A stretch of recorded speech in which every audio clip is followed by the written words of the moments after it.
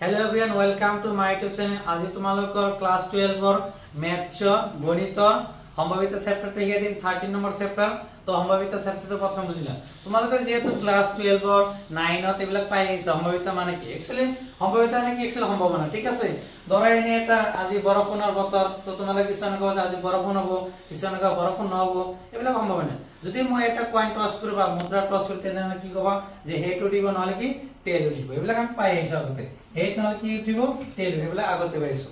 তো एक्चुअली আমি সম্ভাৱিত কেনেকৈ পাইছো প্ৰথম কথা হ'ল প্ৰথম কি লিখিছো মুঠ লিখিছো ঠিক আছে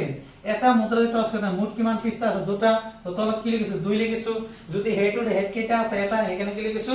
1/2 ঠিক আছে তো এবিলাক তোমালোকে পাই আছা এতিয়া কথাটো হ'ল এবিলাক আগৰ কথা ধৰা মই ইয়াত টোটাল মানুহ দি আছে 10 জন ঠিক আছে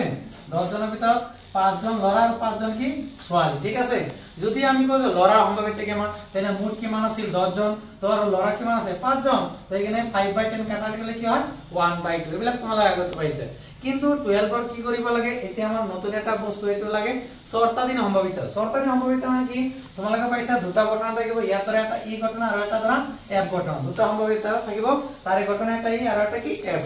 তাৰে আমাৰ কেতিয়া আমি চৰ্ত সম্ভাৱিত যেতিয়া p of e by f কি সূত্র হ'ব কি p of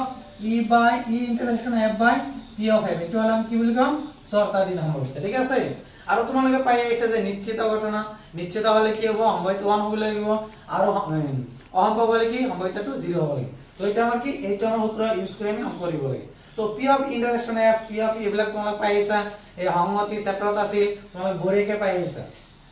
তো আমাৰ এইটো সূত্ৰ বৰেকে মুখস্থ কৰা এটোতে আমি অংক কৰিব লাগিব তো পেজ নম্বৰ তোমালোকে অনু 13.1 বাইৰ কৰা তাৰ এক নম্বৰ কোশ্চেন কি দিয়া আছে দুটা ঘটনা e আৰু f এনেভাবে দিয়া আছে যে p of e 0.6 p of f কিমান 0.3 আৰু p of intersection f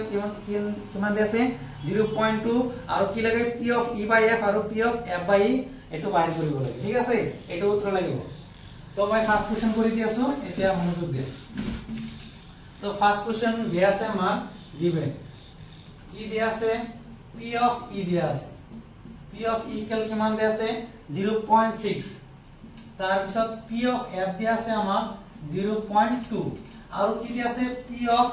e intersection f কেল কিমান দিয়া আছে 0.3 নো এটো 0.3 দিয়া আছে এটো 0.2 তো আমাৰ ফাৰ্স্ট কি বাইৰ কৰিব লাগে p of e by f ঠিক আছে বৰেকেটো সূত্ৰ বাই দিয়া তেনে কি হ'ব p of e intersection f বাই কি হ'ব p of f তো এক কাম করা p of e by e intersection f এর মান কিমান আছে 0.2 ঠিক আছে আকৌ p of f এর মান কিমান আছে 0.3 তো দশমিক উঠাই দিলে তাহলে কি হবে 2/3 ঠিক আছে এটা আমার বাইর করলে আকৌ আমার কি বাইর কৰিব লাগে p of f by e এটা আমাৰ বাইৰ কৰিব লাগে তো p of f হলে কি হবে p of f intersection e by e intersection f একই কথা e intersection f বাই কি লাগে p of a টো মনত রাখিবা সূত্র কনফিউজ নকৰে তলত যেটো এইটো লিখিবা আৰু ওপৰতটা কি কৰিব লাগে ইন্টারসেকশন তো p of e intersection f এর মান কিমান আছে 0.2 আকৌ p of e এর মান কিমান আছে 0.6 তো দশমিক উঠাই দিলে কি হ'ব 2/6 2 রে কাটাকাটি করা 2 রে 2 একবার যাব 6 কেবার যাব 3 বার তো আমার आंसर কি হ'ব 1/3 এইখানে তুলিলা তো নেক্সট 2 নম্বর কোশ্চেন কৰি দি আছো তো 2 নম্বৰ কোশ্চেন কি কৰিব লাগে p of a by b নিৰ্ণয় কৰা যদি p of b ইকুয়াল 0.5 আৰু p of a intersection b equal 0.32 তো আমাৰ এটো দিয়া আছে p of b ইকুয়াল ইমান p of a intersection b ইমান ঠিক আছে তো আমাৰ কি লাগে p of a by b তো বৰেকে সূত্ৰ বহাই দিবা p of a by b equal কি আছে সূত্ৰ p of a intersection b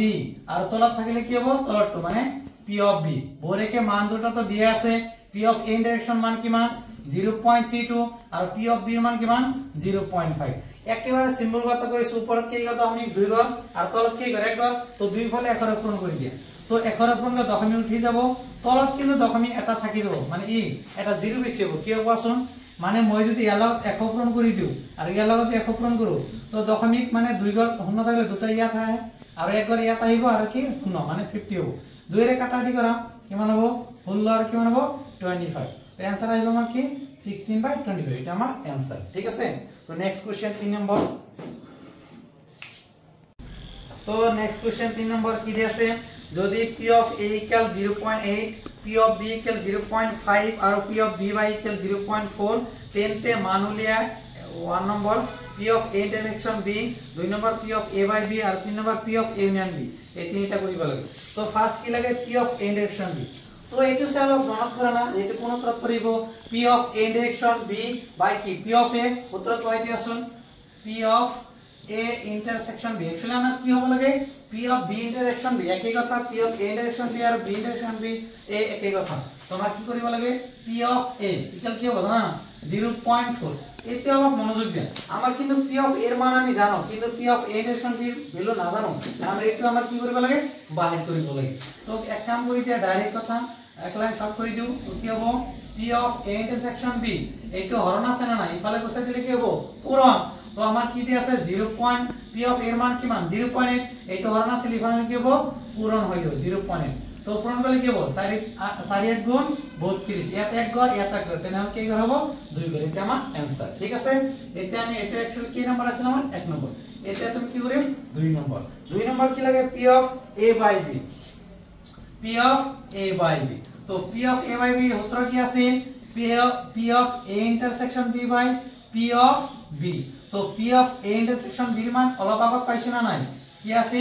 0.32 are P of B এর মান কি পাইছো 0.5। তো মনত আছে না ইয়াত কি করতে আমি উপরে 2 করার তলত কি করে 1 ঘর, তো 2 ফালে 1 ঘরে পূরণ করে দিয়া, তাহলে কি হবে 32 বাই কি হবে 50, 2 এর কাটাকাটি করে কি মান হবে 16 আর কি মান হবে 25। তো আমার आंसर কি হবে 16/25। তার পিছত 3 নম্বর প্রশ্ন আমার কিতে আছে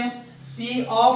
A union B। তো তোমালোকে এইটো বঢ়িয়াকে কৰিবা, কৰি কমেন্ট বক্সত কবা, ঠিক আছে কিমান आंसर মোক জনাই দিবা। তো নেক্সট ভিডিওত বঢ়িয়াকে তোমালোকৰ ভিডিও বনাই দিম।